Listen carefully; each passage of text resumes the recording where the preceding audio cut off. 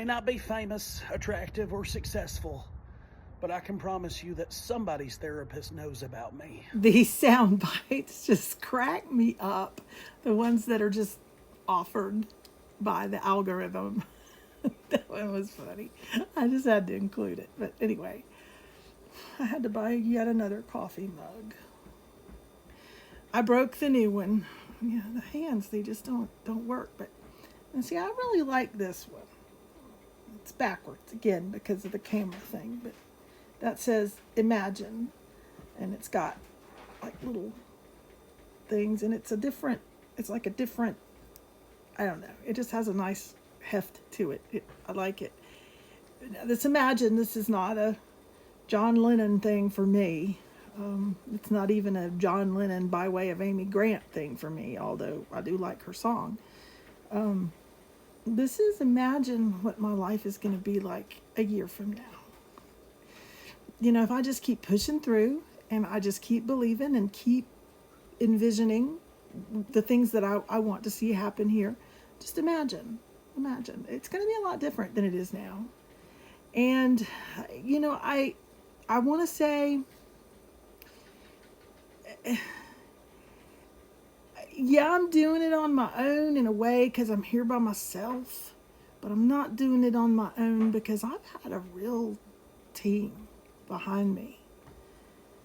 And I watched an old Hugh Grant movie, and I can't even remember the name of it, but something about no man is an island, and he learned, of course, that no man is an island, and the arc of the story was that no person can live without the care and love of other people, which I believe is true, but it's a trope.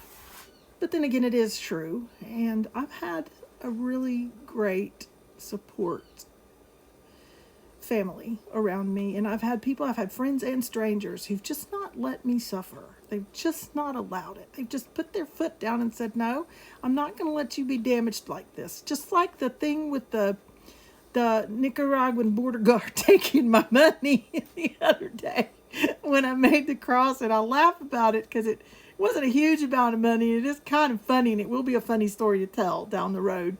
But it did take away my staples and my gas that I had to buy, and I was kind of praying that I wasn't going to run out of gas on the way home and back to town, and I didn't. And I was able to get gas today and buy those staples, the ones that I wanted to buy, and this coffee cup, because of just a good heart of someone who watches what goes on, watches what I post, and understands, not just believes, because you can believe anything, but I mean fully grasps and understands that I'm not on here shaking y'all down. I mean, this is very real for me.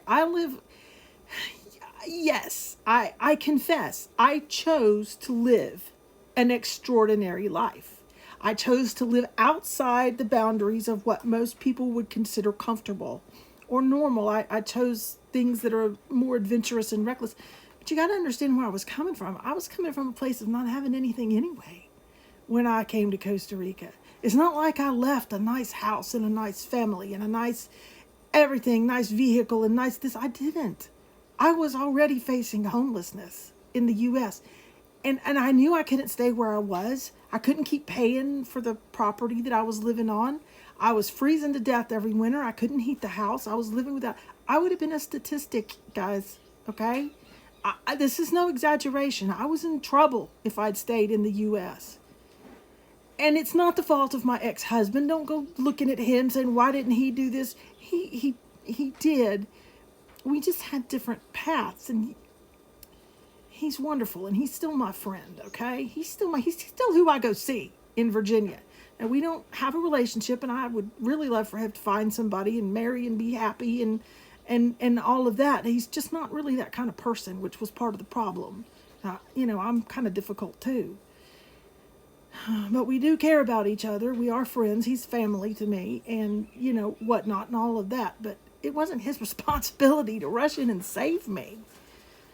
He had his own stuff. And I left the U.S. looking for a way to survive.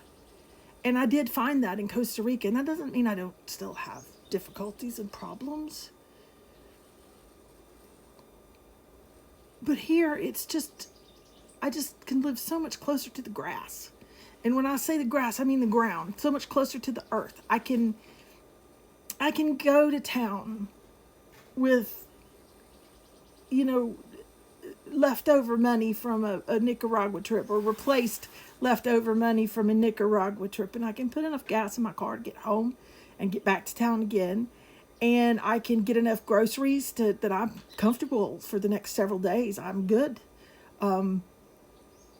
Nothing to worry about. I've got all animal food. I've got all my food. I've got everything I need. I've got my medicine except for there's one heart medicine I'm still missing because I can't afford it. But I am taking the blood pressure stuff and the critical stuff. But I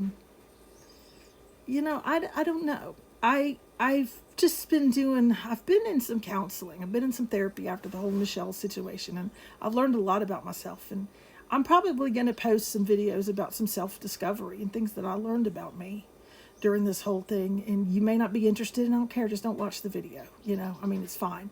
I like these things because they're kind of a record. It's a public diary in a way. I don't put my most intensely, deeply personal stuff on here, but I put stuff that I think might help other people if they're struggling and on a journey. And it's an evergreen record of what somebody goes through. So, I do post some stuff on here, and I'm going to put some self-discovery on here, things that I figured out about me that are kind of interesting and really helped. But, one thing I've come to just fully understand is that the work I do with these animals, there's value to my existence. I have experience and knowledge that few people have gone through what it takes to get. I'm not the only one. Come on. Don't think I'm sitting here saying I'm this and that. But I do have a specialized skill, and it is worth something. And the work I do, getting up and feeding and slogging through the mud and taking care of these animals, is worth something. Now it's up to me to figure out how to make that support itself so that I can continue this work and do good things. And I'm on the right track, I think. But all of the people who've said that they've called me names and said these things and that things about me, even on here, even on TikTok, but even before that, go fly a kite, because I know who I am now, and I know what I'm doing, and I know what I'm supposed to do, and I know what I'm going to do. And I basically just want to thank everybody who has stood by me through everything. This ain't over, guys. There's some good stuff coming, unless a meteor lands on me, which, it could happen, but I got a lot of stuff happening and I'm not talking about still. It's really cold, but I'll post about it soon enough. Ciao.